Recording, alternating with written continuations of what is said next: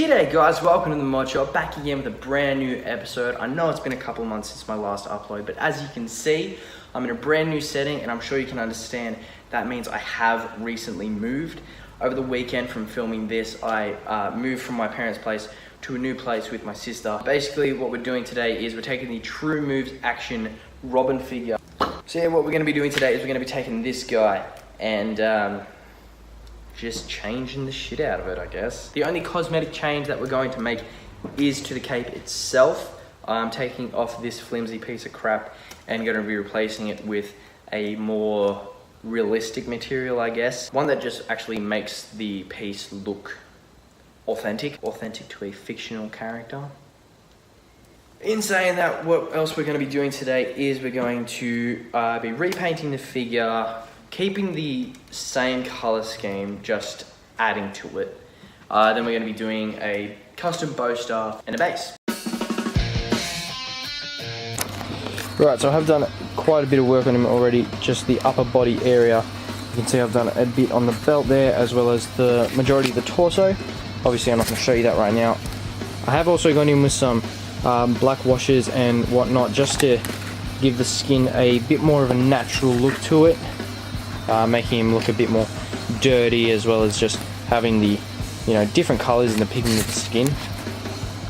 Now what I'm doing here is I couldn't get any masking tape or anything like that, so I've just gotten some tissue paper and taped around the neck piece, and that's basically the exact same premise, because from here I'm gonna get the outline of the start of the cape.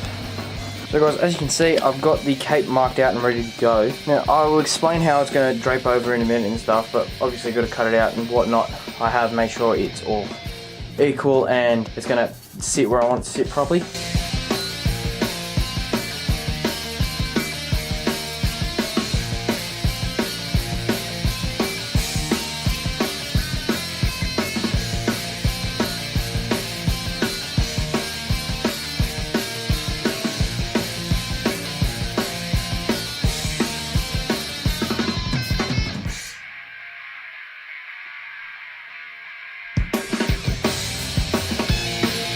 So guys, as you can see, having already described how I've done the face area, and I'm not touching that at all, other than maybe trying to make the hair look a bit more natural. Let's go into the actual armoring. So all I've done is covered the green in shoe polish. I tried to do the knuckles with the gold, but that didn't work out very well, so I'm going to have to try something else on that. I've just done a different gold on the belt using a gold Sharpie, and then done black around there just to give it a bit of depth and just to separate the colors a little bit. Now let's move on to the actual armor vest area. I've added a lot of gold accents, finished coloring the buckles because only one was actually colored. I made the R a little more mature. I've covered the red in shoe polish and then wiped that away in that motion, and then scratched off bits every now and then just to give it a bit of a brushed steel kind of look. And then I've covered the entire thing in a metallic powder. I've also colored these straps black, and I've colored the boots. I've taken a bit of inspiration from Batfleck, giving him those gold steel cap sort of things. So from here we're just going to dry brush some flat aluminium on the figure, making it look a lot more like scratched metal. And I think that's about it. I still have to put shoe polish on the boots, but other than that, the figure's just about finished.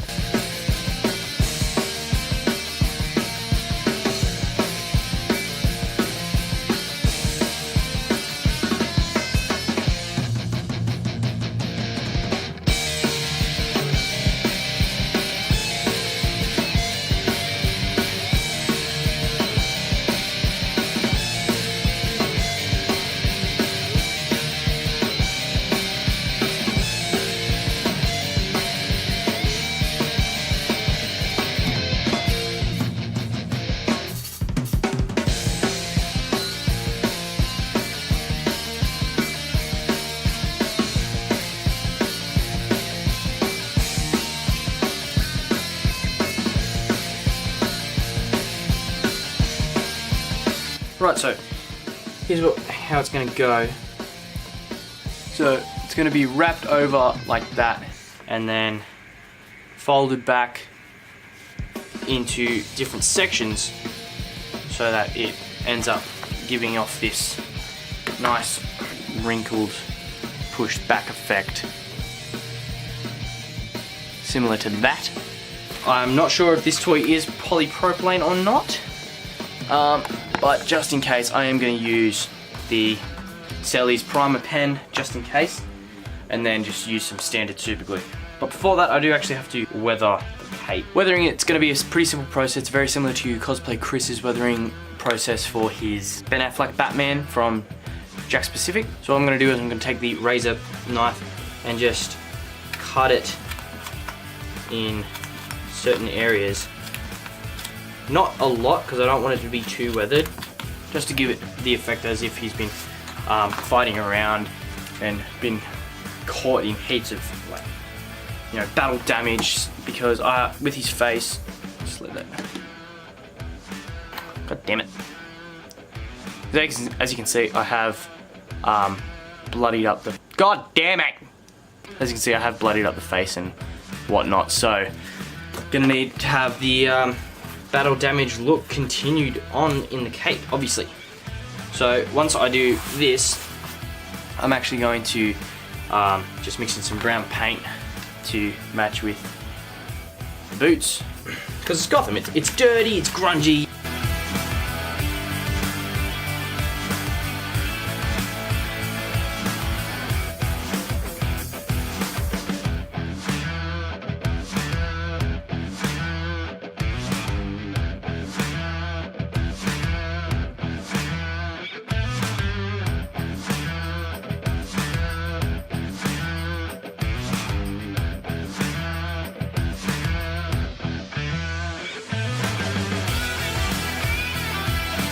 So guys, we're just about done with the figure itself. Moving on to the bow staff. These are wall plugs. I've cut those ones up obviously, and then just having two of these ones at the end. This is actually a knitting needle. This isn't the one I'm using. That one's over there. I've already primed everything and I'm starting the painting process. So that is the wall plug primed. I'm waiting for the black. And I'm just waiting for these to properly dry before I continue using my black spray. But yeah, we're on our way. Figure's almost done. We're going to be going on the base soon. What I'm going to be doing with these is then going in with some red and gold just to give it a little bit of color. Dry brushing some aluminium on it to give it that metal effect. And then we're going to be moving on to the base. So lighting's not great, but gives you the basic idea. So I think I'm just going to leave it like that. I like its simplicity. But yeah, so we've just got the student acrylic crimson red, and then dry brushed some flat aluminium from Timian.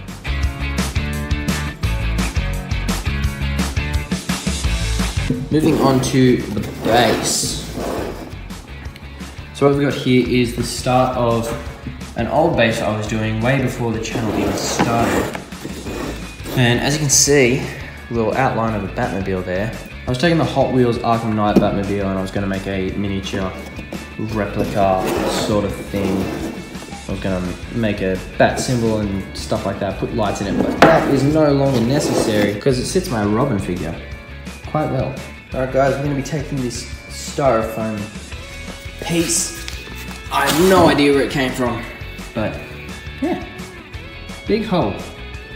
Anyway, so what we're going to be doing is we're going to be cutting out the internal piece here and placing the box inside it, just so that gives a much more realistic and already completed edge of building-esque sort of thing.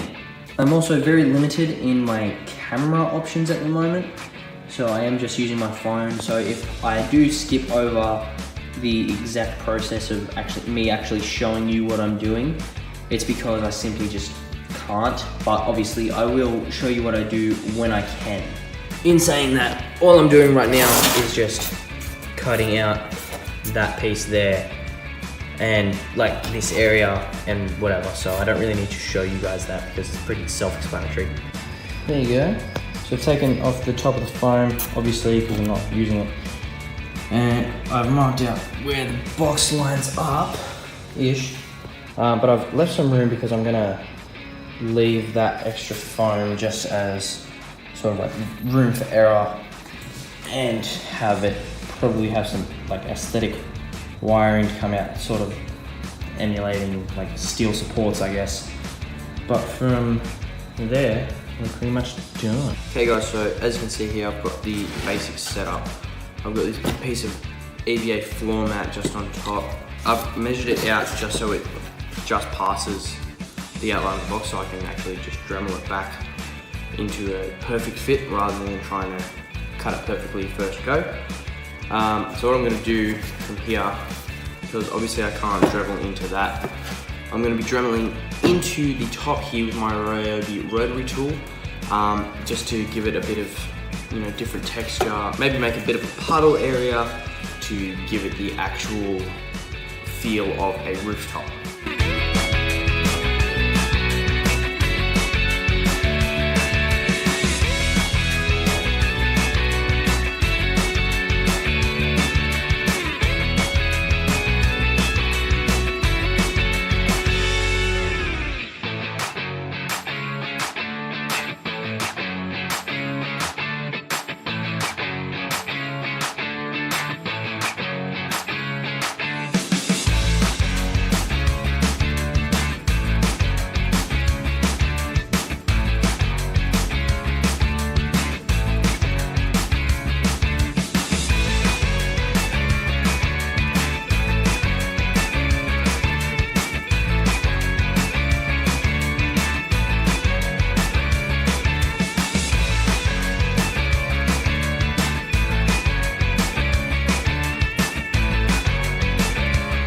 Spray paint does tend to usually eat away at this particular kind of foam, and I have sealed little bits of this here and there, but I tried not to worry about it just to see what happens, because I do have plenty of this stuff left over, so.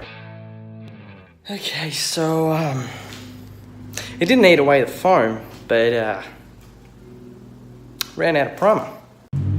Alright, so that was rude. 2 different types of primer later and letting stuff cure and whatnot. There has been some strange occurrence where 2 right-angled objects don't meet properly, so I don't know. I assume the foam in this has like sort of like curved outwards, but I'll show you what I've done. So I've made it like its own little box, and I've just gotten some skewer rods, some wooden skewer rods, and secured them into place to make that entire thing like a lid. What I have to do now is make sure this area is filled. I'm actually just going to use some actual proper filler for that, and then I'm going to be making the puddle. And like I said last time, guys, I know it's pretty sucky that I don't get to show you as much this time around, but I don't have many options.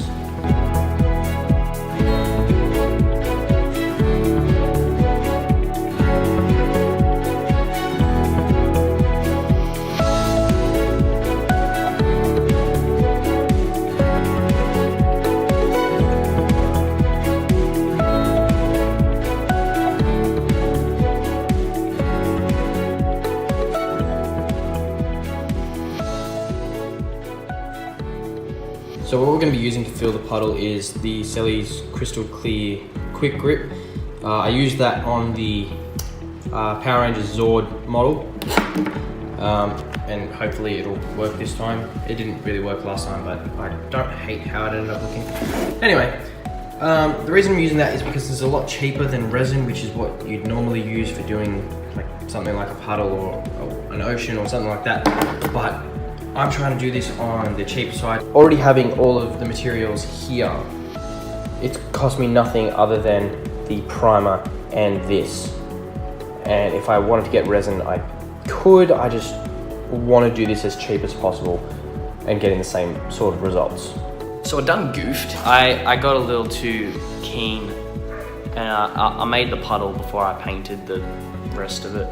So yeah, but I've got 2 plans of attack, which is plan A, let that cure, hopefully it stays the way it looks and doesn't get too bubbly, and then just go over it with some black shoe polish to make it look like the underside is darker. I don't know.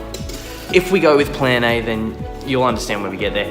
But plan B is if it does go all bubbly and stuff like it did with the T-Rex Zord from my first video, I'm actually gonna paint it with translucent green and turn the building into Ace Chemicals, just as a little throwback to the comics. But in saying that, while it's curing, I'm gonna go over my cosplay plans for this year. That's just for one event. I'm not sure if I'm going to more than one because of my financial situation doesn't really just doesn't suit that. If I can go to Supernova and Oz Comic Con, that would be great. But as it looks now, I'll be going to one or the other. Hopefully that is Supernova, because I went to Oz Comic Con last year and I've never been to Supernova, and that's like the big one, so yeah.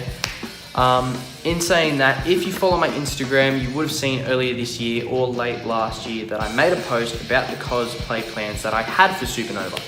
That consisted of Stealth Cap from Winter Soldier, Fred Jones, sort of an alternate Fred Jones, more of a realistic and kind of Indiana Jones, there you go.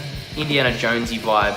So yeah, Fred Jones from Scooby-Doo and Netflix's Daredevil, but my own suit concept design. So with Daredevil, I have to be saving up quite a lot for that because I am getting a custom design suit made by White Sheep Leather. It would cost probably the same, if not more, for me to do it just by myself. They're definitely gonna have a better quality outcome. I have since scrapped the Cap Stealth suit because obviously, yeah, if I can't really afford to go to more than one Comic Con, I can't really afford to go to the lengths of 2 high quality cosplays. I was just gonna go with the 2, Fred and Daredevil, but I've since come up with a cheap substitute. I've already priced, I've already found pretty much everything I need, and that is Aiden Pierce from Watch Dogs. I just finished the campaign again.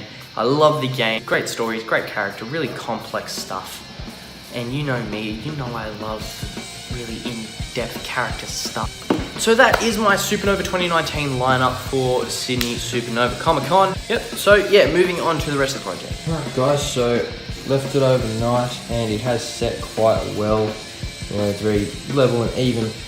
We do have some of those bubbles I was talking about, but it's not to the same extent as the T-Rex Zord, so I'm not too mad about that. And can probably just leave it as the water idea that I came up with first. Next step is I'm just gonna basically just weather this, and just leaving it as is, but just weathered, I guess. So it's gonna be a lot of brown and black shoe polish, a lot of dirt, and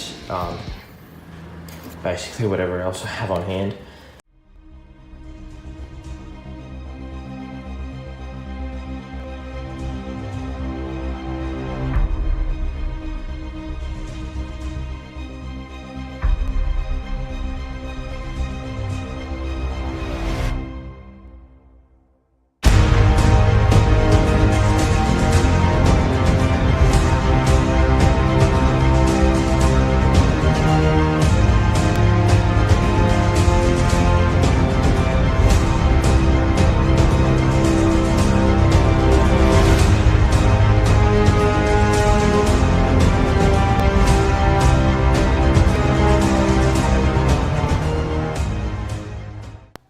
So guys, there you have it. That is my tutorial, I guess, on how to do the True Moves action Robin figure.